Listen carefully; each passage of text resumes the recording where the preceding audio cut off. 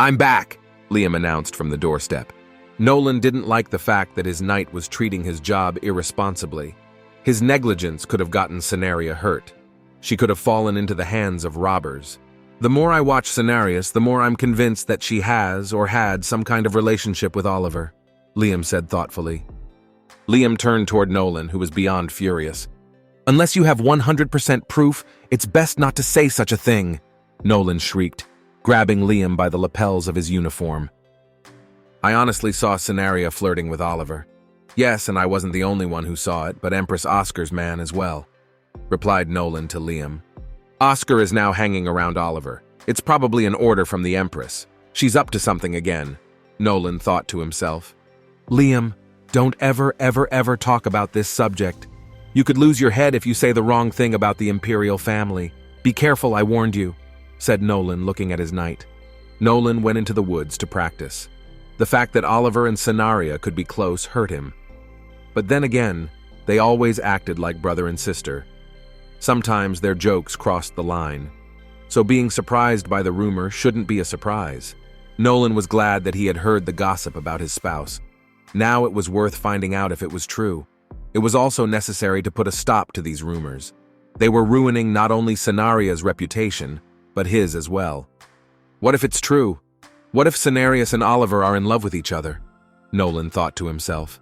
He didn't want to think about it, but he'd been away from home for 4 years, and a lot could change in that time. From the side, Oscar was watching Nolan. He could see that the prince was on the verge of despair.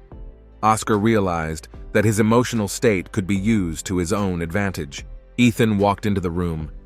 Cenarius stepped out to meet him. She was worried about the night. It was already dark night outside the window, and he still hadn't returned. Cenarius thought that something might have happened to the knight on the way. Ethan had to tell Cenarius that it took him a long time to get home since he got lost in the woods to catch up with her. "Well, now with a peaceful heart I can go to bed," Cenarius told him with her head bowed. Ethan was surprised that the princess didn't go to bed until he got home. Ethan walked Cenarius to her room. He held a worn brown notebook in his hands. The history teacher was annoyed. Today her student, Prince Oliver, was in no mood to learn. She threatened him that she would tell his mother. After class, Oliver went to visit Cenarius. He knew that the girl liked to go fishing at lunchtime. Oliver told Cenarius that he didn't want to study.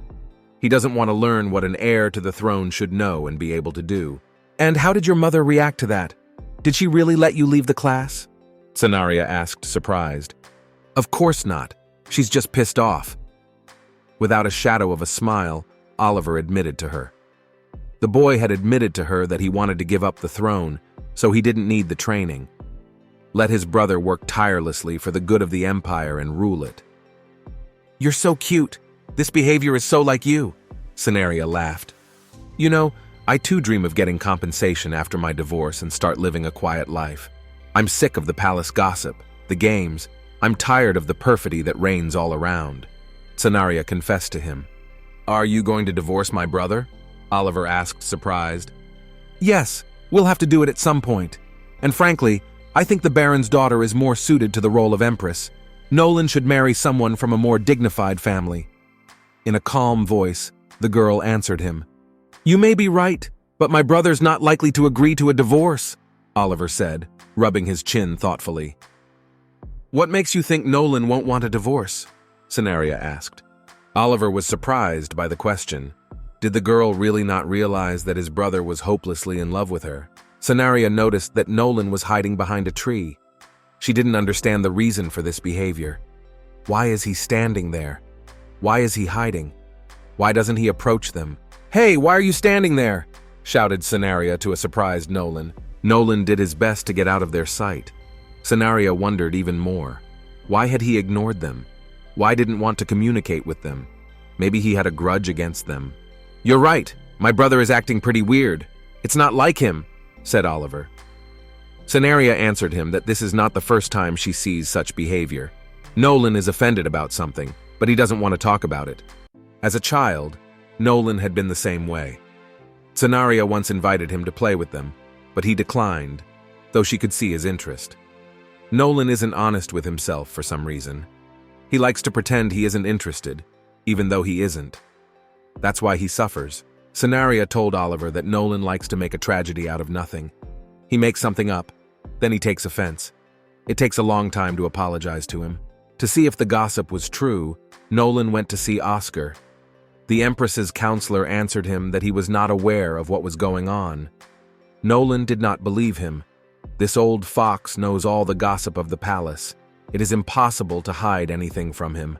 "You're doing the right thing for not knowing anything. Keep telling everyone else that." Nolan realized that Oscar would never tell him the truth. "You are so dear to your brother, I sincerely envy your kindred feelings," said Oscar to him. "But I think something is changing. Have you ever thought about your spouse? Maybe she has some secrets. Could she be hiding something from you?" Bowing his head, Oscar continued to speak. Nolan's anger boiled up. He was very angry at the words of the Empress's advisor. It seemed as if everyone around him knew some secret, and he remained in ignorance. Nolan tried to calm down and pull himself together. He should not pay attention to the words. Lately, there had been many different events at the palace. Senaria was going to one of these evenings. A servant came into the room and told her that Prince Nolan was waiting for her on the first floor. Senaria was surprised by this, as it was quite early. "Sorry to keep you waiting," said Zenaria, coming down to her husband. Nolan was grim. He didn't react to her words in any way. "Is something troubling you? Is something wrong?" Senaria inquired of her spouse. She asked Nolan to look at her. "Look, I'm wearing the necklace you gave me today," said Senaria, smiling sweetly at her husband. "They look very pretty," replied Nolan to her and blushed. He turned away from the girl so she wouldn't notice his embarrassment. "Hey, why don't we go fishing together next time?" Senaria suggested to Nolan. Her husband turned her down. He said he was busy. He didn't have much time to waste. "But I saw you yesterday. You were hiding on the other side of the river. Why won't you go fishing with me? Are you upset that I was on the river with Oliver?" Senaria asked him. "I didn't invite him along. I met him by chance on the beach. Oliver was sunning himself. I offered him a fishing trip without a second thought." Senaria was justifying herself to her husband. "You remember when I was a kid, I often invited you to play with us, but you always refused. Now you are behaving the same way," Senaria said to her husband. Nolan resented that he is not a child for a long time. No need to take him as a teenager. "Well, since you don't want to spend time with me, I'll hang out with Oliver," Senaria said to Nolan and got up to leave. "You can't do that," said Nolan and held out his hand toward his spouse. The girl was amused by her husband's reaction. She only wanted to tease him a little, but as always, Nolan took it seriously. Senaria laughed out loud. "You have no idea how cute you are now," Senaria said, and took her husband by both cheeks. Nolan did not like her behavior and asked her to stop. Senaria replied to him, that she enjoyed touching him and would continue to do so. "I promise you that from this day forward, we will only fish the three of us," said Senaria, patting her husband on the head. Nolan reached out his hand and took his spouse's finger. Senaria felt sorry for her husband. He had been working a lot lately. Nolan looked tired. Today he was acting like a puppy, desperate to find affection. Gracie Lancaster had a ball tonight. She decided to celebrate her success in business. Gracie personally greeted the guests. She greeted Nolan and Senaria, thanking them for accepting her invitation. Senaria noted to herself that Gracie looked gorgeous today, as she always did. Gracie admired Senaria's dress. Seeing the surprise in the girl's eyes, she said that she too could be sincere, notice the beauty of others, and compliment them. Gracie asked Senaria to be less suspicious. Nolan asked Senaria to dance. The last time they danced was 4 years ago. Senaria asked her husband if he had forgotten how to dance over the years. "I remember, but what about you?" With some resentment in his voice, his spouse asked. "Of course I remember. I danced with Oliver at practically every ball," the girl confessed to him. Nolan twirled his spouse in a dance. Senaria noticed that Nolan was looking at her strangely. He was gloomy and a little wordy today. She wondered if something had happened at work. "Nothing happened. You just need to be more careful what you say," her husband replied to her. "You should talk less about Oliver. Haven't you heard that there are already rumors about you two?" Nolan asked Senaria, surprising the girl. "But this gossip is absolutely absurd. He and I are just friends," Senaria answered him and lowered her eyes to the floor. "I know this, but there are many people who want to discredit me. They take every opportunity to smear my reputation. That's why you can get hit too, Nolan told her. Scenaria realized that Nolan really cared for her. He even had his knight as her guard. The girl was pleased that despite the gossip, her husband was still on her side. I'm sorry that this unpleasant gossip has reached you, Scenaria said to him in a near whisper. I didn't mean to say it's your mistake. Rather, it's me who should apologize. Because I have a lot of enemies, I'm setting you up to get hurt. Nolan tried to comfort her. Scenaria rested her face against her husband's shoulder. She berated herself for allowing herself to be careless. She should have anticipated in advance what rumors might come out. She had relaxed a lot.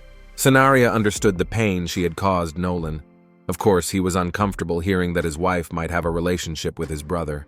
Nolan, I'm only asking out of curiosity, but still, have you ever thought that trust is basically meaningless? Because when you trust someone, you never know if you'll get something in return. I think differently. I don't care if I get a reward in return. So I just trust you, said Nolan and gently squeezed Scenaria's hand. Scenaria had a little too much to drink at the ball, so Nolan had to carry her to the bedroom in his arms. When the servants saw this, they were amused by their love. Nolan, remember, no matter what happens, I will always be at your side, Scenaria said to her husband as she got into bed. I know, her spouse answered her. Nolan, I want you to become even stronger. You should definitely become an emperor, said Scenaria to her spouse. I'll do my best to make sure that happens for sure, her husband replied to her. Scenaria beckoned her husband to her with her hand. Nolan decided the girl had something to tell him. He leaned over her. Scenaria hugged Nolan tightly. You are a trustworthy man, said Scenaria, stroking her spouse's head. Scenaria blamed you for drinking too much at the ball last night. First of all, she didn't remember what happened that night. Secondly, she had a headache. Scenaria decided to write Oliver a letter. In it, she asked her friend to refrain from visiting her for a while. She promised him that she would explain everything later, when Nolan's ascension to the throne was assured. Scenaria left her room to find a servant. She needed to deliver a letter to Oliver. She ran into Oscar in the hallway. Oscar tells Scenaria that he's here to return the fishing gear she lent Oliver. Scenaria stared at Oscar's face. He reminded her of someone. She had definitely seen the man, but she couldn't remember who he was. Right, that man is always hanging around Oliver, Scenaria finally remembered. She decided to give the letter to the second prince through Oscar. Okay, now we need to cover this gossip with some other creepier gossip, the girl thought to herself. A maid came running up to Scenaria. She told the girl that she needed to get cleaned up immediately. The emperor was waiting for her in the solar palace, so she had to come immediately. I don't understand. I have spoken to him 3 times, but he always rejects my words, the emperor began to say. The emperor tells the surprised girl that Nolan does not want to divorce her and does not want to marry Gracie Lancaster. And I really wonder why Nolan is going against me, said the emperor. Scenaria understood, but he didn't want to divorce her as he would put her in a difficult position. I had no idea that Nolan could claim the throne, but the number of his accomplishments has been steadily increasing, and that has convinced me. He is capable of turning the empire into a stable state. However, he needs the support of the nobility to ascend the throne. The Duke of Lancaster wants Nolan as his son-in-law. I hope you know what I mean, said the emperor. Your Imperial Majesty, I will take your advice and do my best not to trouble you in the future. Bowing down in a bow, said Scenaria. I'm glad we understand each other, now I await the results, smilingly said the emperor. Scenaria ran out into the corridor. She needed to see her husband immediately. The maid told her that she had to share a room with her husband tonight. Like many years ago, once a month Scenaria had to spend the night with her husband. Scenaria wrapped her arms around her head. She needed to divorce her husband immediately, or else the emperor would kill her. She had to get this information to her husband somehow. Scenaria met Nolan in the room. She waved happily to her spouse. Nolan froze in place for a moment. Nolan turned away from the girl and walked toward the coffee table. There was a bottle of wine and a couple of glasses. He poured wine into his glass and drank it in a gulp. Nolan, don't get carried away with the drink. It's a pretty strong wine, Scenaria warned him. Staggering, Nolan walked over to the bed and sat on it. Scenaria glanced at her husband. He looked upset again. She didn't know how to start a conversation about divorce. Are you okay? I have a very important matter to discuss with you, said Scenaria to Nolan. Do you feel any shame at all? Asked Nolan to the surprised girl. Scenaria answered him that they had been sharing a bed together since they were 12 years old. Why should she be worried about that today? Nolan took a deep breath and rolled Scenaria over onto her back. "What are you doing?" the girl asked him in surprise. "Well, you started it. Is that what you wanted to talk about?" Nolan asked her. He began to slowly untie the bow on her robe with trembling hands. "Hey, wait, what are you going to do with my clothes?" Scenaria asked in a frightened voice. "What? Are you going to undress me? Is that what you thought I wanted to talk about?" the girl inquired. "Please move away from me," Scenaria said, resting her hand on Nolan's chest. "Yeah, he's got a pretty good body." It went through the girl's head. "Don't worry," whispered Nolan. "You do realize you're in a dangerous position, right?" asked Scenaria Nolan. "The only one in a dangerous position right now is you. I'm not as naive as I may seem," the girl thought to herself. But that wasn't the point at the moment. They needed to talk about the divorce. "I'm going to ask you again to move away. I have something to tell you," Scenaria repeated. "Please sit next to me, I have something to tell you," the girl asked. She patted her hand on the bed, motioning for Nolan to sit down. Nolan finally calmed down and sat down meekly beside him. "I promised you once that I would reveal the reasons for my behavior." The girl started the conversation. She couldn't admit to Nolan that she knew the events of the future, so she came up with quite plausible reasons. "You know you should become emperor. That's what you want. You can't be married to a girl from a poor family. I don't have any assets or a good reputation. I won't be allowed to become an empress. Also, you must gain the support of the nobility. That will help you ascend to the throne. Not divorcing me is a rather foolish decision," Scenaria continued to say. The girl could see that Nolan was coming around. He was becoming interested in the conversation. "You're right," Nolan agreed with her, much to Scenaria's surprise. "That's it? That's the best you could come up with to justify divorce?" Nolan asked unexpectedly. "The best I could come up with? Oh, I'm just worried about you, about your future." Scenaria was indignant. "So you thought all along that the most important thing to me was to become emperor?" Nolan asked. "You know I have a reason not to divorce you," Nolan said and reached for the girl again. He slowly moved closer and closer. For a moment, Nolan hesitated. Nolan kissed the girl on the forehead. Scenaria realized Nolan had managed to become attached to her. "I like you, so I don't want to divorce you," Nolan admitted. "How do you feel about me?" Nolan asked the girl. Scenaria was silent, tears streaming down her cheeks. She had never thought about her feelings for Nolan. The plot of the book was to kill her, so she didn't see the point in having feelings. "Are you okay?" asked Nolan, startled by her reaction. "I can't give you an answer right now, wait a bit," Scenaria asked him. "When you cry, your face becomes the same as when you were a baby. I'm used to waiting, so you'll answer my question when you're ready," said Nolan, stroking the girl's face. "Don't cry," Nolan asked in a gentle voice. "It's late, let's go to bed." Nolan gently laid the girl on the bed and covered her with a blanket. He got up to leave. "Where are you going? Aren't you going to sleep tonight?" Scenaria asked him. "You take me for a child at times, but I'm a man now, you know?" Nolan asked, turning to face her. "Every time we lie in bed together, I can't sleep. It keeps me from working the next day," Nolan confessed to the girl. This night, Nolan decided to sleep on the couch. The girl said goodnight to Nolan. Scenaria couldn't sleep. She pondered Nolan's words. "I did it after all, I confessed," Nolan thought as he struggled with insomnia. Nolan quietly got up from the couch to leave. He didn't want to wake the girl. He accidentally bumped his foot on the dresser. "Nolan, are you okay?" asked the girl, jumping up on the bed. Nolan marveled at how the girl had woken up so quickly. He didn't want to see her this morning, much less talk to her. "See you later," he said and disappeared behind the door. The girl realizes that she likes Nolan too. She doesn't want to part with him. But still, according to the plot of the book, everything should be different. Suddenly, Scenaria realized that the decisions she had made had changed the course of history. "I wonder what Scenaria is doing now," Nolan thought, signing another document. Going through the papers on the table, Nolan noticed a letter. It was from Scenaria. Nolan opened the letter. Scenaria wrote that due to some circumstances they shouldn't meet. Nolan was shocked by what he read. Nolan decided to talk to Scenaria right now. He was tired of being kept in the dark. Scenaria was surprised to see Nolan in her house. "What we talked about last time. You gave me 3 reasons for divorce. Is that it, or is there more? You have another man, don't you?" Nolan asked the girl. "What other man? I just want you to become emperor." Scenaria was indignant. As soon as we're divorced, you'll rush straight to him?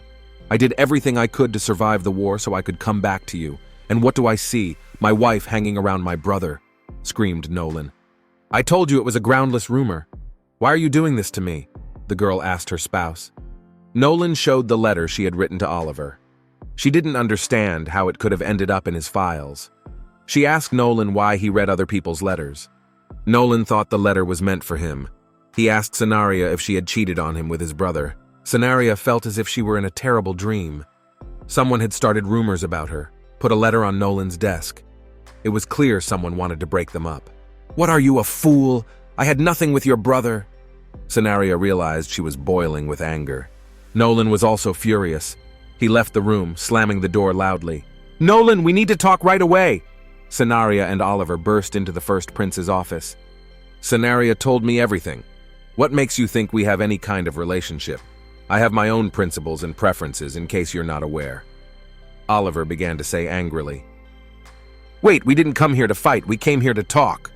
Scenaria calmed the boy down. "You saw your brother's reaction. You still think we're in a relationship? If you weren't getting yourself worked up, you'd realize how absurd this all looks," Scenaria said to her husband. Outside the door, Nolan's loyal knights were watching the scene closely. "So you're saying all the rumors are unfounded?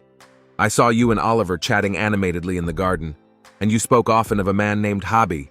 Tell me there was no such thing?" Liam asked, bursting into the study. "Hobby," Nolan, Scenaria, and Oliver asked with glee. "Well, yes. My lady also said that she wanted to take a vacation with this Hobby, that she likes him, she feels good with him. She said something else, but I couldn't hear it," Liam told them. "So Hobby is Nolan's dog, and it's not a boy, it's a girl," Scenaria said in surprise. "So why did you send that letter?" Nolan asked her. "It's simple. I was worried about the gossip. I figured if Oliver and I weren't seen together, they'd stop talking about us. You just misunderstood that letter." Scenaria answered him. "So I made up my own wife cheating on me?" Nolan thought to himself. "I told you things are not what they seem," Scenaria said, and put her hand on her spouse's shoulder. "Thank God!" shouted Nolan and held the girl tightly to himself. "It's good that we've sorted everything out. Now it is necessary to settle everything so there will be no more gossip." Scenaria whispered quietly. "What's going on here anyway? What's all the fuss about?" Ethan asked incomprehensibly. "How can I explain it to you?" Damien said thoughtfully. He'd told Ethan for the gossip around Scenaria, and Liam had also added fuel to the fire. He'd misunderstood everything and made my lady look like a traitor. "I have committed a grave sin," said Liam as he fell to his knees. "We were too suspicious," said the knights in chorus, bowing their heads low. Oliver laughed out loud. He was amused by the whole story. He said it should be documented and shown to his descendants. It would be an example to them of how to make a tragedy out of nothing. "I can't hold back when it comes to you," Nolan said in a quiet voice. "Trust me, please, and always heed my words," said Scenaria, touching her spouse's face. Scenaria came to the library to look through her notebook of memories. She didn't remember Oscar being in the plot of the book. Maybe he was a minor character? The notebook was gone. Someone had taken it. Scenaria realized she had an enemy plotting against her. Something had to be done about it. Anna, the maid, entered the library. She saw that Mistress had a distressed look on her face. Anna asked if something was wrong. Scenaria ordered to prepare a haircutting tool. The girl decided to change her image. Scenaria has decided for herself that she will no longer live according to the plot of the novel. As it is, her fate is far from the script. From now on, she will take her fate into her own hands.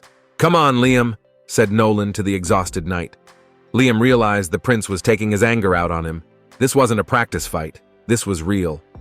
"I can't hold my sword anymore. If this is all because of that incident, then just strip me of my knighthood," asked Nolan to Liam.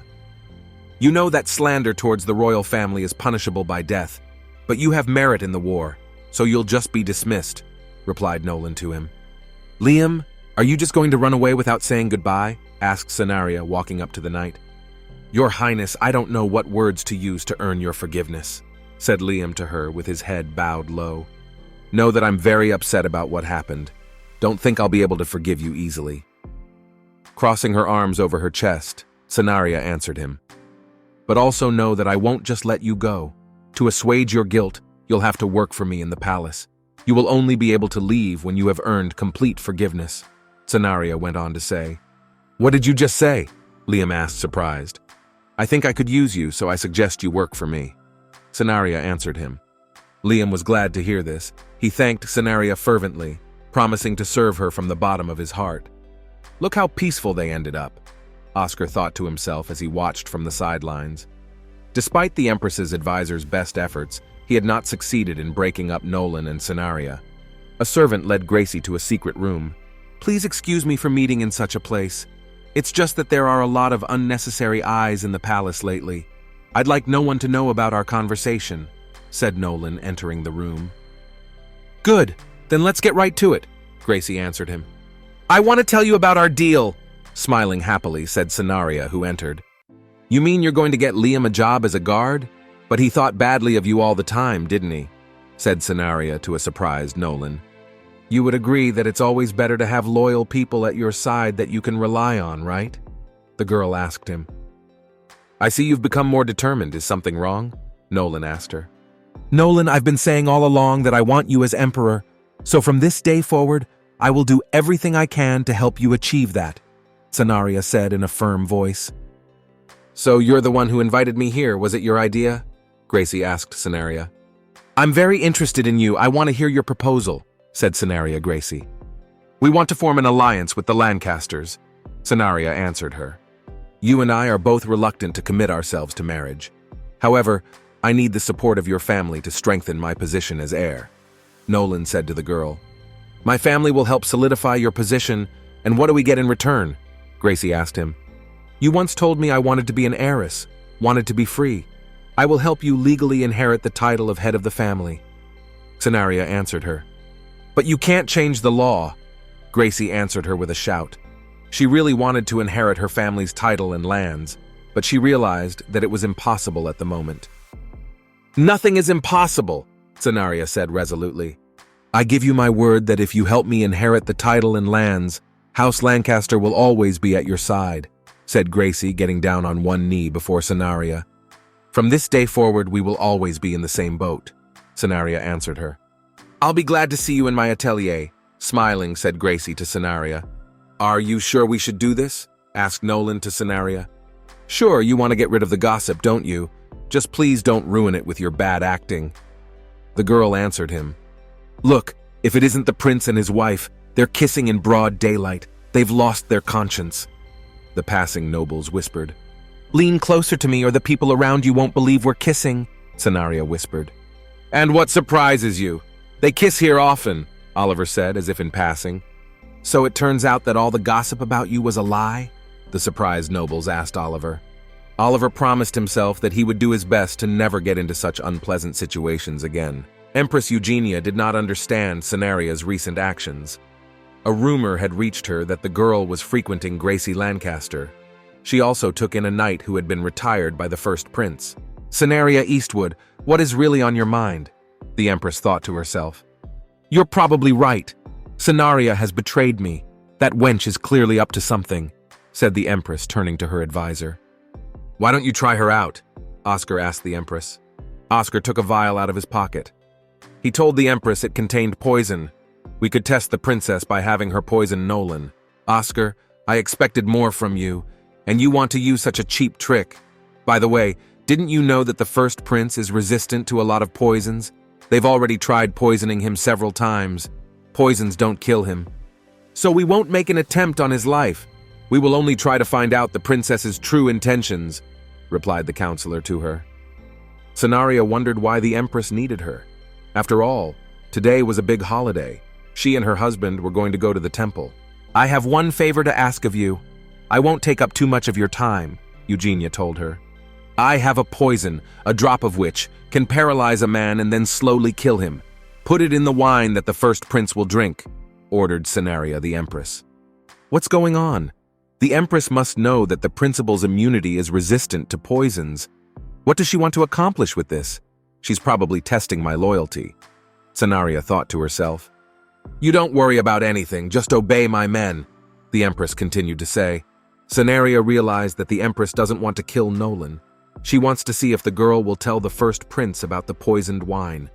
If Nolan won't drink the wine, it means she has defected to his side. But if I don't tell you about the poison, Nolan might get hurt. Suddenly, his body is unstable to this particular poison. Senaria didn't know what she should do in this situation. "You look pale. Is something wrong?" Nolan asked his spouse. "Nolan, you promised me you would heed my words. Now don't drink any wine today. It might be poisoned." The girl answered him. "But how did you know about it?" her husband asked her. "I'm not going to tell you anything. Just trust me," Senaria asked him. "Okay, I'll do as you ask," replied Nolan. Nolan brought the glass to his lips. He glanced at the girl. Nolan took a sip, ignoring her surprised look. Senaria picked up her spouse, who was falling to the ground. She asked him loudly why he had done that. She had warned him. "If I didn't, the Empress would stop trusting you." With a sly smile, Nolan answered her. "It's okay, one sip isn't enough to kill me," Nolan told her, rising from the ground. Nolan heard stomping, guards approaching them. "Be quiet," Nolan ordered, covering Senaria's mouth with his hand. "These people came for us," Nolan told her. He felt a great weakness in his whole body. The poison was stronger than he had expected. "Senaria, listen to me carefully. You should run. Follow the priests. Be sure to tell them you are aware of the plan, then they won't hurt you." Nolan grabbed his head. He was starting to feel very dizzy.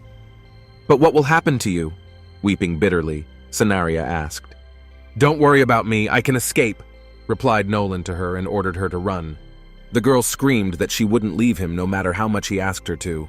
Hiding from the guards, Nolan and Senaria hid in rock gorges and dense bushes. The girl knew the knights would be looking for them.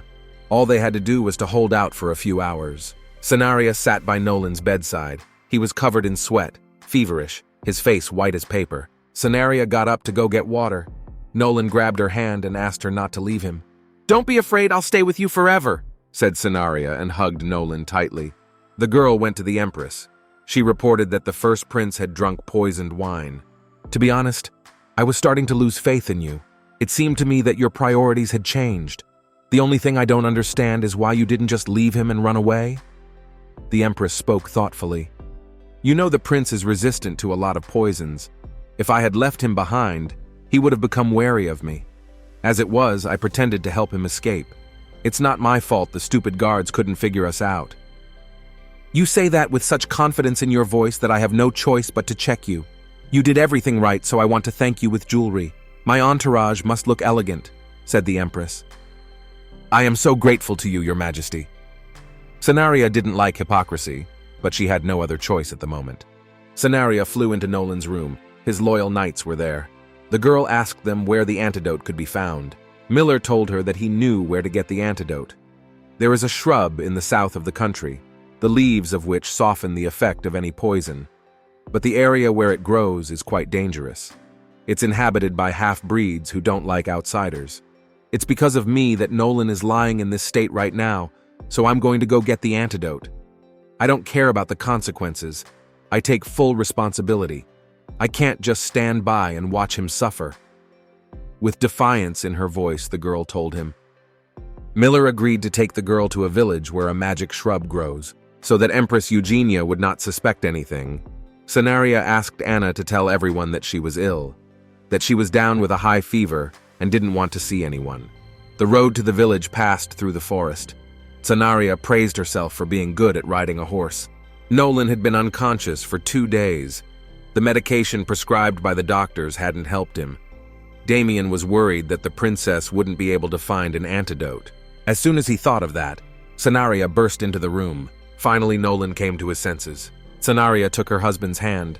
She asked him not to act recklessly again, to always heed her words. "I want you to tell me more about yourself, too.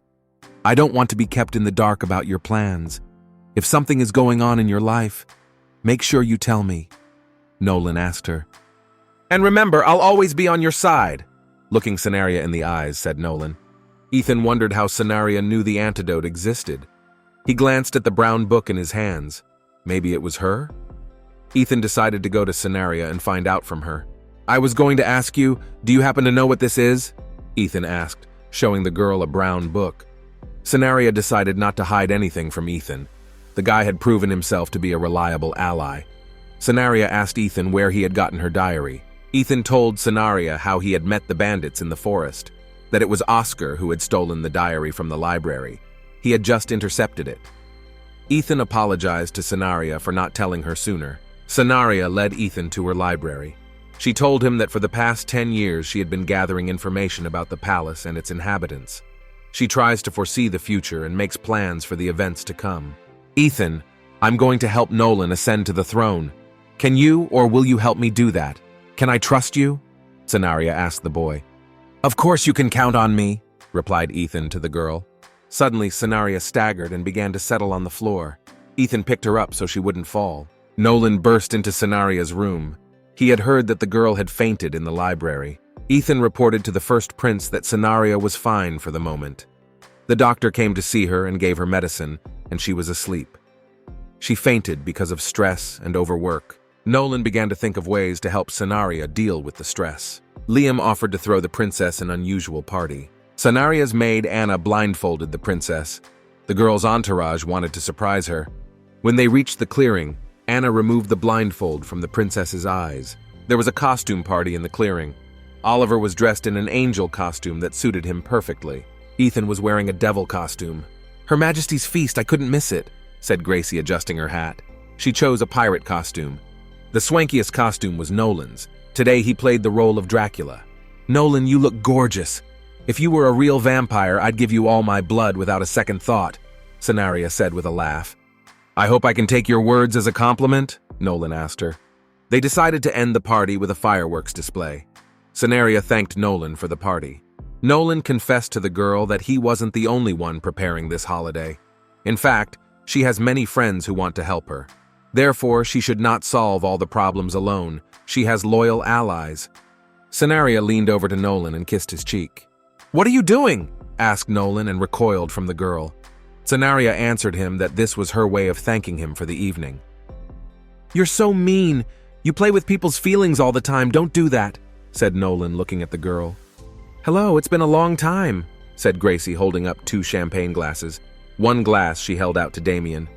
To be honest, I was surprised to hear that you became one of the knights. I thought you would have channeled your talents elsewhere. You are capable of so much more, Gracie told him. I don't want any titles. I'm happy with my current life, Damien replied, turning away from Gracie. And you haven't changed at all since we last met. I think differently. I'm interested in titles and I want to be the next Lancaster heiress, Gracie went on to say. You haven't changed either. It's in your style to seek fame, money, power. I know you will find a way to achieve your goal, said Damien, turning to Gracie. Are you sure you can make an alliance with the Lancasters without marrying? Asked the Emperor to Nolan.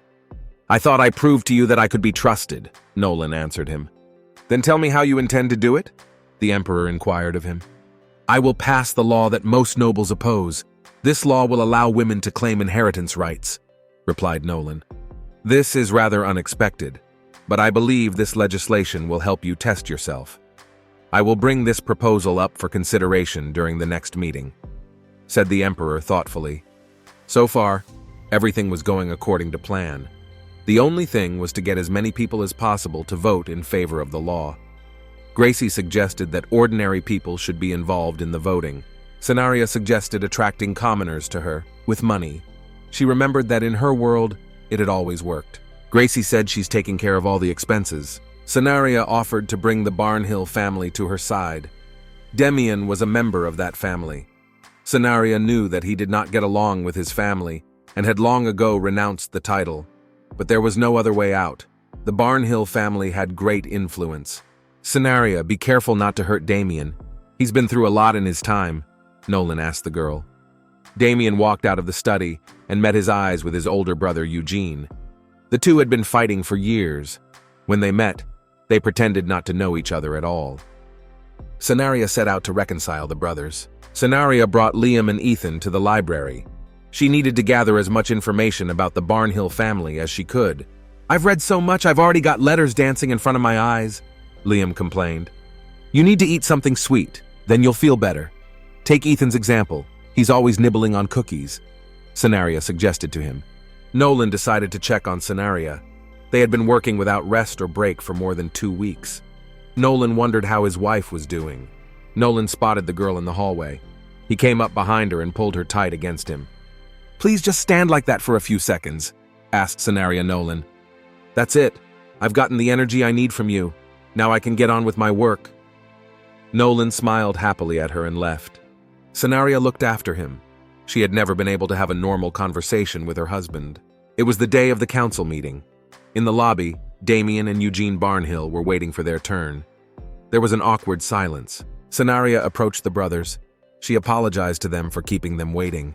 Senaria told them there wasn't much time, so she'd get right to the point. She unfolded the letter in front of Damien. The discussion began. Senaria was still not in attendance. Also absent from the discussion was a representative from the Barnhill family. "If he doesn't come, the law won't pass," Gracie thought sadly to herself. "Are you saying that Eugene wanted to go to the front instead of me?" Damien asked Senaria and turned towards his brother. It was a letter that Sanari found in the library. It said that Eugene had asked to be sent to the front instead of his brother. The head of the Barnhill family was more fond of Eugene. He learned that his son had asked to go to the front instead of his younger brother, so he locked Eugene up in one of his many homes. He only let him go when Damien left for the front. "Why did you want to go to the front instead of me?" Damien asked Eugene. "I realized too late that you are more important than the title. I always wanted to be first, to inherit. And in my pursuit of fame and money, I lost my brother. I wanted to make amends. Words can't do it." Eugene answered him, "I had no intention of resenting you. On the contrary, I didn't want to ruin your life. I knew you wanted the title, so I had to distance myself. I only wish you well." Damien confessed to Eugene. "This is so stupid. We've been so blindsided. If it wasn't for that letter, we wouldn't have made up," said Eugene, grabbing his face with his hand. "Your Highness, thank you for helping us make sense of our past." "How can we thank you?" the brothers asked Senaria. Abruptly, the door swung open and Eugene Barnhill entered the meeting room. "Please include my vote in this bill," Eugene said loudly. Nolan walked into Senaria's room. He decided to share the results of the meeting with her. Nolan smiled happily and told her that they had won. Senaria pounced on her spouse, knocking him to the floor. After a few seconds, Nolan realized that the girl had fallen asleep. It was the result of weeks of fatigue. Nolan carried Senaria to her room, laid her on the bed and covered her with a blanket. "I'm going to sit here for a while and then go to bed," Nolan thought to himself as he looked at his wife's face. Senaria opened her eyes. Next to her on the bed lay Nolan. Her spouse was sound asleep. "If he had divorced me, he'd be on the throne by now. He wouldn't have had to come up with all these tricks. Why does he make things so complicated?" Senaria thought to herself as she looked at Nolan. Nolan opened his eyes and saw Senaria lying beside him. Nolan jumped up abruptly on the bed. He must have fallen asleep last night. To avoid the girl's eyes, he hurried away. Nolan froze in the middle of the room. He remembered that he'd put the girl to bed in a dress, and now she was in a nightie. So she'd woken up in the night and seen him sleeping next to her. Also, Nolan realized that his shirt was completely unbuttoned. Nolan decided not to dwell on it after all. He tiptoed out into the hallway. "Your Highness, what are you doing here?" asked Nolan as Liam walked by. Nolan took off running. Nolan came to Senaria's house to socialize with her. He didn't like the fact that he had run away from her like an inexperienced young man this morning. In addition, it looked rather rude. "Do you think I'm handsome?" asked Nolan, taking Senaria's hand. "And why did you decide to ask me that?" the girl wondered. Nolan told her that he had never been popular with girls. His brother Oliver usually had a string of admirers. He'd noticed that he was feared and that the servants were afraid of him. "Know that in my eyes you are the most beautiful man in the world," Senaria said smilingly to him. Nolan decided to walk his wife to the lobby. The servants were surprised to see them together, holding hands. "Good afternoon, I didn't expect to see you here," said the girl in the blue dress. "Do you know who that is?" Senaria asked Nolan in a whisper. "I would like to introduce myself. My name is Olivia Smith. I am the daughter of a viscount. Today I was invited to the Queen's tea party. She asked me to deliver a letter to the first prince." The girl in the blue dress explained to them.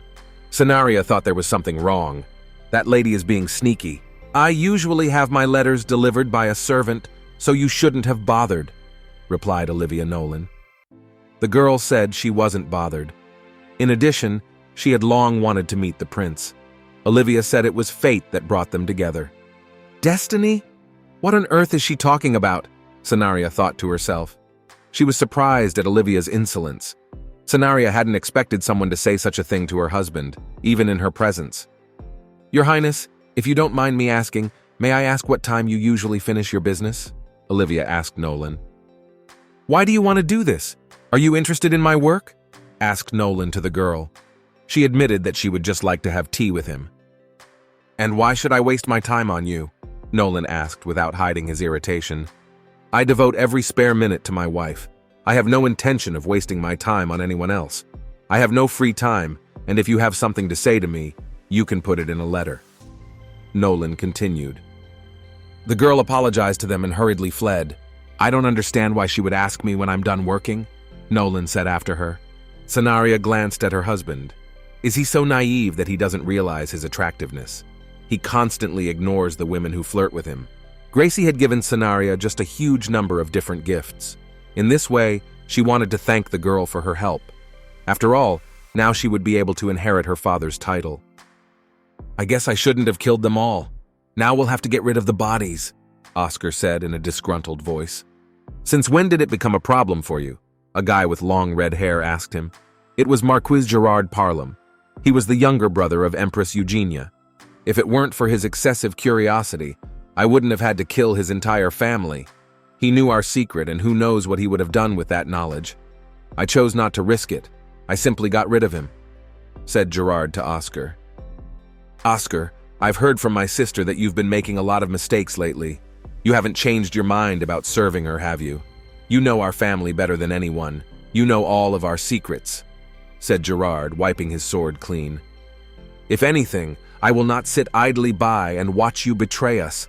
I, as the head of the Parlam family, will eliminate anyone who will pose a threat to us." Gerard put his sword to Oscar's neck. Scenaria looked out from around the corner to make sure there was no one on the horizon. She quickly sniffed at the carriage. The girl knew that if anyone noticed her, they would immediately report her to the Empress. Scenaria would then have to explain what she was doing at that time. In the carriage, Scenaria thought about how she could leave the palace without fear or apprehension. What if someone were to fulfill her role? The girl raised her eyes to Ethan sitting across from her. He was rather thin, had a pretty face.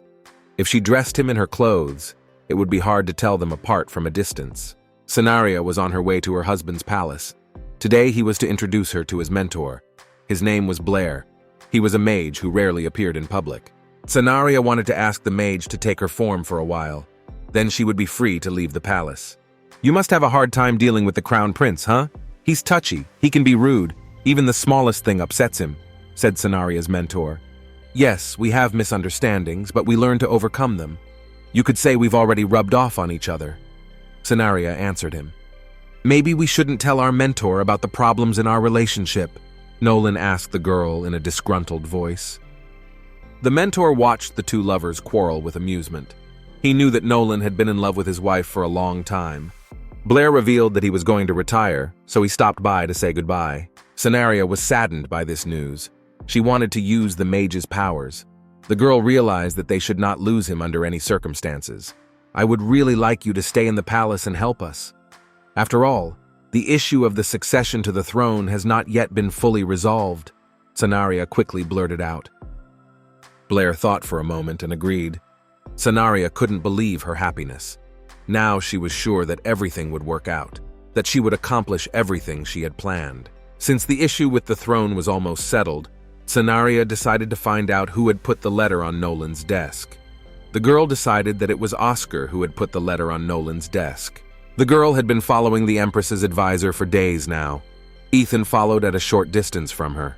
Suddenly, Oscar burst from his seat. Scenaria followed him. Ethan turned away from Scenaria for a moment. When he turned around, the girl was no longer there. She had disappeared in an unknown direction. Scenaria ran through the woods with the firm belief that Ethan was following her. The girl turned around, but she didn't see her guard behind her. "If you're looking for your guard, he lost sight of us long ago. Why are you following me? Do you have some serious business with me?" Oscar asked the girl.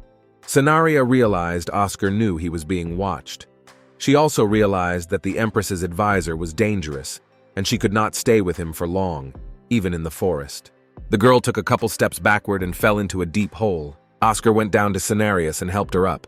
He asked the girl if she was hurt. Now we have a problem. We can hardly get out of here on our own. After analyzing the situation, Oscar said, "Don't worry, I think my loyal knights will start looking for us soon." Senaria tried to reassure herself, as well as Oscar. "So still answer my question, why did you pursue me? I thought you were also one of the Empress's closest people, isn't that so?" Oscar repeated his question. "I confess to you that I doubted your loyalty. The fact is that a letter intended for the second prince fell into the hands of the first. This has caused some misunderstandings and unpleasant rumors in the palace." Senaria confessed to Oscar. "I am not to blame for what happened. I serve the Empress, and I will not allow the prince's reputation to be ruined." Oscar answered her. "Well, that's to be expected. The Empress's advisor isn't the kind of person who is quick to admit to everything." Senaria thought to herself. "Your Highness, do you know the history of the imperial family? You probably know that the accession of a new ruler to the throne is always accompanied by a bloody feud. Do you think history will repeat itself again?" Oscar asked the girl. "I'm sure Nolan and Oliver have a very different fate in store for them. They will not fight for the throne. They will settle things peacefully.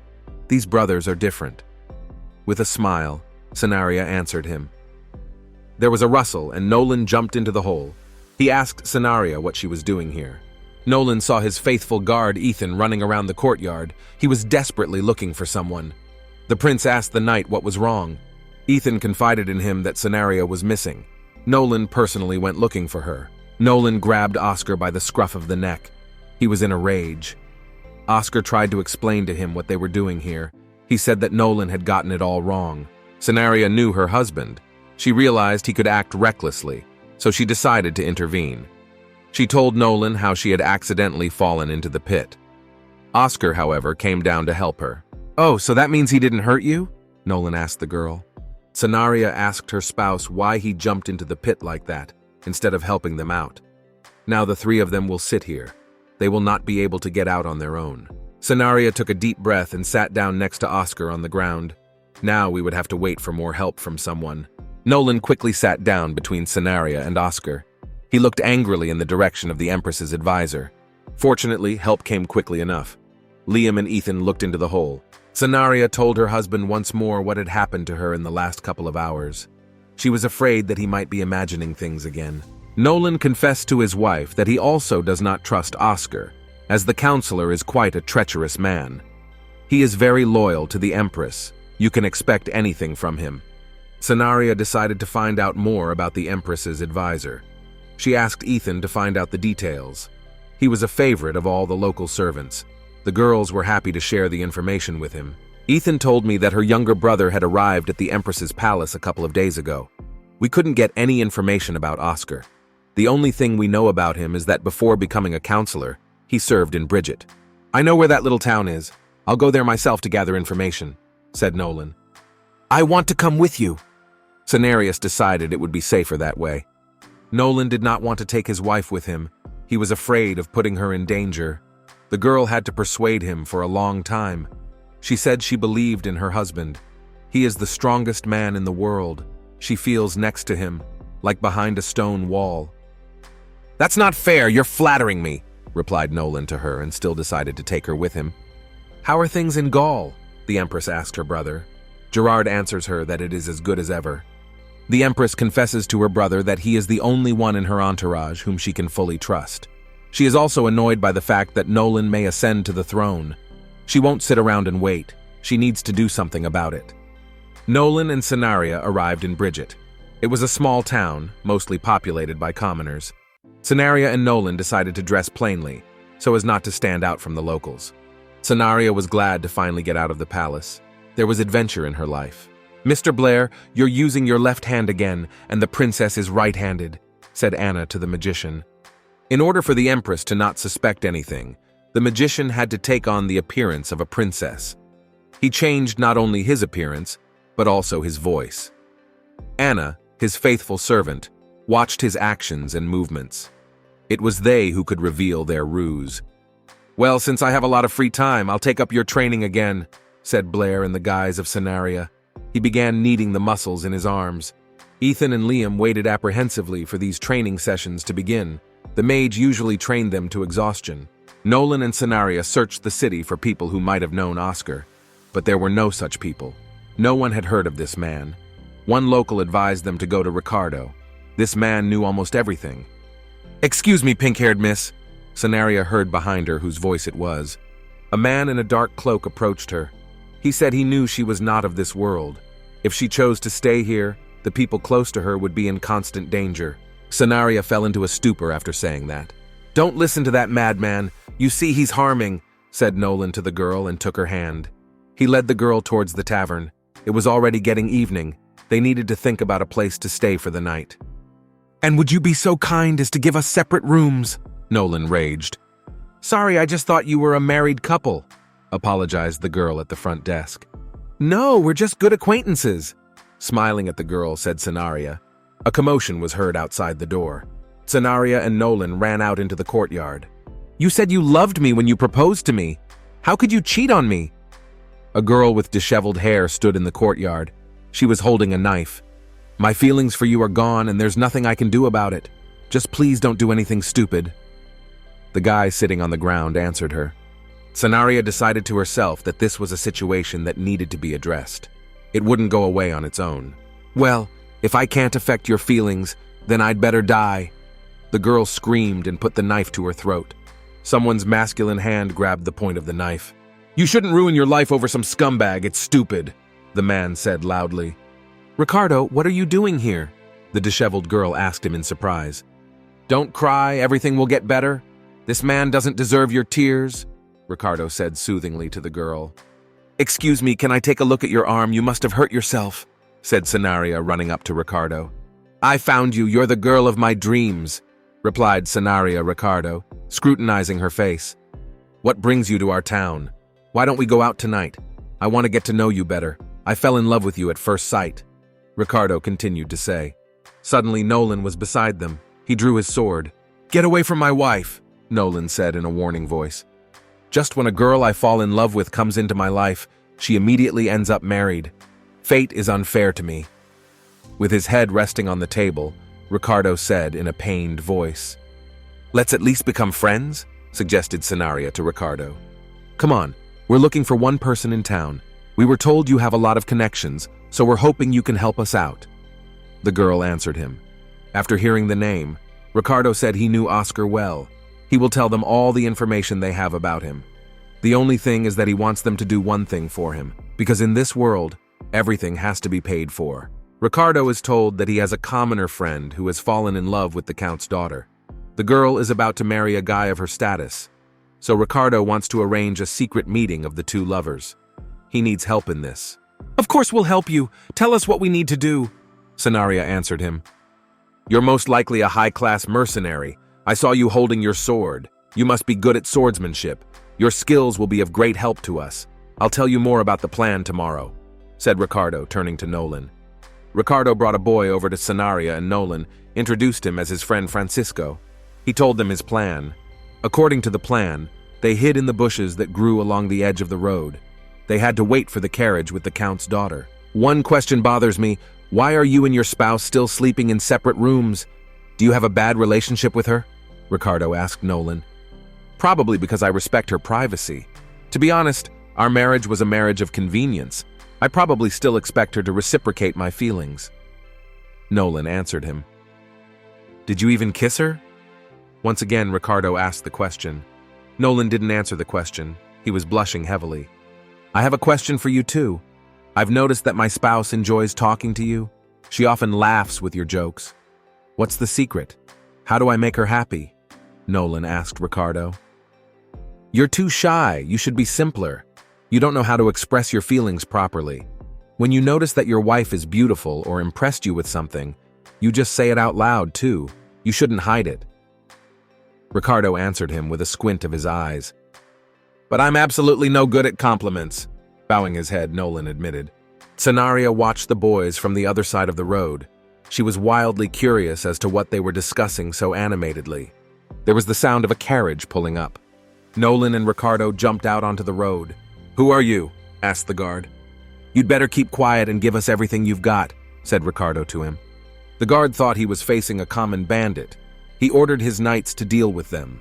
While the boys were sorting out the knights, Cenaria looked into the carriage. A pretty blonde-haired girl sat by the window. Cenaria showed the girl the pendant she had given Francisco. She asked the girl to follow her, told her that her lover wanted to see her. Fortunately, the girl believed Cenaria. It was not long before she was talking to her lover for the last time. "Thanks for your help," said Cenaria to the approaching Ricardo. "You're skipping your classes again. When will you stop acting like this?" the Empress said in a displeased voice. "When will you finally realize that I'm not interested in the throne?" replied Oliver to her. "Don't you realize that the throne is an opportunity to live safely? Don't you know the history of the empire? In every generation, the ruling emperor has killed his relatives. Aren't you afraid that Nolan will do the same?" the Empress asked him. "My brother isn't like that. He would never do that to me," Oliver shouted defiantly. "How can you still not understand? You have to be selfish to survive in the palace. You're too kind. Go away, you're annoying me," the Empress replied to him. An angry Oliver paced down the hallway. "Long time no see, Your Highness." Gerard came out to meet him. "You must be going to my mother's house?" Oliver asked him. "I see, Your Highness. You are a pacifist. You don't attend classes because you want to avoid disagreements with your brother. You are also giving up your right to the throne. In doing so, you know it will make your mother's situation worse." Gerard pushed Oliver against the wall. "If you continue like this, you will end up losing everything. Keep in mind that regardless of your decision, I will always act in my sister's best interest," Gerard warned Oliver. "Please forgive me," said Gerard and headed towards the Empress's study. "Is it all foregone? I knew this world wouldn't last forever," Oliver thought to himself sadly. "As promised, I will now tell you all about a man named Oscar," said Ricardo. "A few years ago, the Marquis Gerard inherited his title. It was he who brought Oscar here and gave him lodging. Oscar's name is actually Luis, so the locals didn't realize who you were asking about. That's all I know about the man. You can find out even more information at Parlam Manor itself. By the way, this mansion keeps an ancient secret within its walls, and who knows, maybe Oscar is connected to it." Ricardo finished his story. "What do you know about this secret?" Nolan asked him. Ricardo admitted that he didn't have the information. It was just a rumor. "I'm sorry to say goodbye to you, Ricardo. You're a very good man. Thank you for your help," said Cenaria. "Don't be sad. I have a feeling I'll see you soon." With a smile, the guy replied to her. Ricardo waved after Nolan and Cenaria, who were leaving. "Are you done here yet?" Ricardo heard a voice at his back. "How do you manage to find me all the time?" said Ricardo, turning around. "Aren't you tired of playing commoner?" the girl asked him. The girl handed Ricardo his uniform and asked him to hurry as the Marquis was already looking for him. "You're right. There's no need to delay, for Gerard Parlam doesn't like to wait," said Ricardo, putting on his uniform. He was actually the eldest son of the Parlam family. When he saw Nolan's sword, he immediately realized who was in front of him. Upon returning to the palace, Cenaria immediately invited Gracie to join her. She decided to share the latest news with her. "Do you believe this, Ricardo? Is the Parlam family up to something again?" Gracie muttered thoughtfully. "I wish I could go to the Parlam family's estate and learn more about Oscar, but their palace is heavily guarded. It's an impregnable fortress," said Nolan. "The only thing is, the Parlam family has an annual party in honor of Gerard's birthday. I've never been there, but we can go this time. It'll get us into the estate." After a little thought, Nolan said, "This is great. We'll be able to wander around the estate in peace," rejoiced Cenaria. Cenaria noticed that Gracie had grown sad. She wondered what was troubling her. "My father will soon choose his heir. He has instructed my brother and I to open retail outlets for the commoners. It is on the results of our work that he will choose his heir. We've never worked with commoners. I'm afraid my business will fail." "I always knew Herzog Lancaster was a fair man.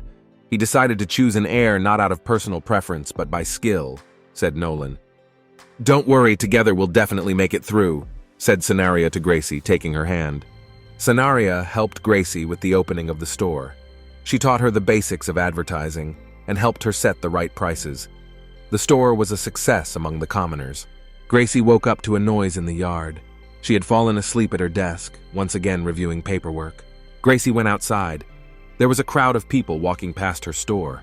The girl asked her coworker what was going on. She told her that it had rained heavily the previous night.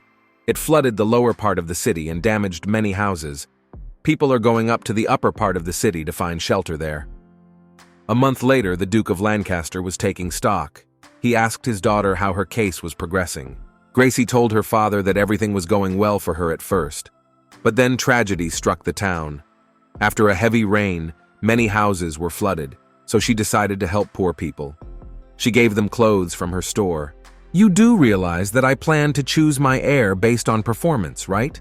You wanted the title so badly that you even changed the law. You should have done everything for the sake of getting good results. Why didn't you do it? I can't inherit a title while ignoring the problems of the common people. With defiance in her voice, Gracie answered him. Are you sure you won't regret this decision in the future?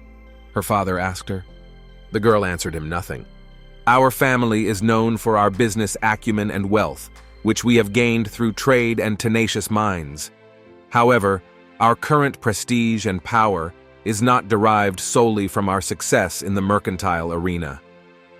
The Duke began to speak, standing up from his seat. Our family has always put the welfare of our people first.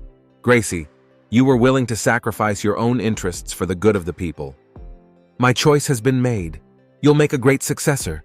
Do you think you will do well? Said the Duke of Lancaster, approaching his daughter. Absolutely, replied Gracie. Tears streamed down her cheeks. She realized all her efforts had not been in vain. Cenaria was going to a party at Parham Manor. Today was their youngest son's birthday. I'll tell you one more time while we're there. You have to stay by my side at all times, Nolan told her once again. We still don't know to what extent the Empress trusts you. Also, we don't know what measures the Parlams have taken to protect their secrets. So I ask you not to walk around the palace mindlessly and don't touch anything, asked Cenaria's consort. How many times can you say the same thing? I understand you perfectly. I won't leave you a step. The girl answered him. Gracie entered the room. She wanted to discuss their plan again. Cenaria threw her arms around Gracie. She knew she had won the title. She was genuinely happy for her friend. But I wouldn't have accomplished anything without your help, Gracie told her. As promised, I swear my loyalty to you, Your Highness. Gracie dropped to one knee in front of a surprised Cenaria. Gracie kissed the girl's hand. Everyone remembers our plan, right? We'll be unwelcome guests at the party, so many people will look at us with suspicion. We should try to act natural, enjoy the evening, Cenaria reminded. To be honest, I can't wait to see the competition's reaction to my appearance. Grinning happily, Gracie answered her. Cenaria was worried about the couple, Ethan and Miller. Although Ethan was pretty hard to tell from the girl, Cenaria was worried that he would be exposed. Gracie pulled out some invitations and made up fake names for them. So far, everything was going as planned. Cenaria and Nolan twirled in a dance. Ethan, dressed in a woman's dress, ate something as usual. Gracie enjoyed socializing with people. I really hope it's just as good going forward, said Cenaria to Nolan. Nolan admired his wife. She looked beautiful today. Nolan remembered Ricardo's words, that he had advised him not to keep silent. Cenaria, you look very beautiful today, blurted out Nolan. Thank you. Embarrassed, the girl answered him. This was quite a surprise to her. Nolan leaned over Cenaria. The girl covered her eyes. She was waiting for a kiss from her husband. Nolan froze. He didn't know what to do next. He remembered Ricardo's words again, telling him not to be stupid. Nolan was already in the mood for a kiss, but he heard a loud sound. Cenaria's eyes snapped open. They turned toward the sound. An angry Ethan was sitting at the table. The situation was quite dangerous. Nolan decided to deal with the situation. He left his wife dancing and went to Ethan's house. A masked man appeared next to the girl. He silently extended his hand to the girl, inviting her to dance. Cenaria didn't realize who was in front of her because of the mask. Long time no see! Nolan walked over to Ethan and winked at the guy. I apologize for my behavior. I'll try to be more restrained, Ethan told him. Nolan put his hand on the boy's head to comfort him. He said it was no big deal. Nolan advised Ethan to go to the terrace. That's where Cenaria frequents. That way the boy would be less likely to be seen by others. Cenaria twirled in a dance with the masked stranger. She caught herself thinking that his eyes looked familiar to her. She had definitely seen this man before. Is this a masquerade ball? Why don't you take off your mask? The girl asked the stranger. The stranger silently placed a note in the girl's hand. He turned abruptly and left silently as well. A surprised Cenaria stared after him. Is everything okay? Did I miss anything important? Asked the girl as Nolan approached. Senaria had no time to tell him anything. The Marquis Gerard and the Empress's counselor Oscar approached them. Your Highness, I am honored to have you in my home, said Gerard to Nolan. The prince answered him that he used to miss such receptions because of threats from the Parlam family. Is he really pushing for conflict? Senaria thought with horror. I've found myself in the crosshairs of death more than once because of dirty tricks, Nolan went on to say. Really, do you really think the goal was your life? Just look at how fearful you are. Perhaps it was just a warning, Gerard said with menace in his voice. Senaria decided to turn the conversation in another direction. They didn't come here to pick a fight. They just needed to gather information about Oscar. I have a question. What have you, Oscar, got to do with the Parlam family? The girl decided to ask the question directly. I am but a humble servant, replied Oscar. We're good friends, said Gerard. Was Ricardo really telling the truth? These guys are pretty close. Senaria thought to herself as she watched Gerard show his tongue to Oscar. Have a nice evening, rest up, said Gerard. Together with Oscar, they headed towards the other guests. Senaria looked at her watch. There were a couple minutes left before their operation would begin. All members of the team were ready to act. At exactly the appointed time, the explosion went off. Panic broke out in the palace. Those present rushed towards the exit. A fire broke out. Nolan and Senaria hid behind a nearby pillar. When almost everyone had left the palace, Nolan and Senaria hurried to the basement. It was there that they would be able to find the information they needed. By the way, I remembered a masked man gave me a note today. The girl showed Nolan. The note said there was a secret passage on the third basement floor. Do you think we can trust this information? Asked Senaria Nolan. I don't know, but you can check, the girl answered him. Senaria and Nolan went down into the basement. There was just a huge amount of weapons stored here. It looked suspicious. The masked man did not fail. There was indeed a secret passage on the third basement floor. Nolan asked Senaria to be careful, so it could be a trap. There was also a weapon stored there. Nolan walked over to take a closer look. I know this weapon. It's what our enemies used when I was at the front, said Nolan, turning to Senaria. You mean to say that the Parlam family supplied the enemies with weapons? Senaria's surprise was unbounded. Senaria and Nolan heard the sound of footsteps. They hurried to hide around the corner. Gerard and Oscar entered the room. Who do you think could have set off that explosion? Who dared to infringe on the Marquis himself? Asked Gerard to Oscar. I will find these people and destroy them. You know my hand won't waver. I could even kill my own brother to become a full-fledged heir. Gerard's last words greatly shocked Senaria and Oscar. The Marquis was indeed a dangerous person.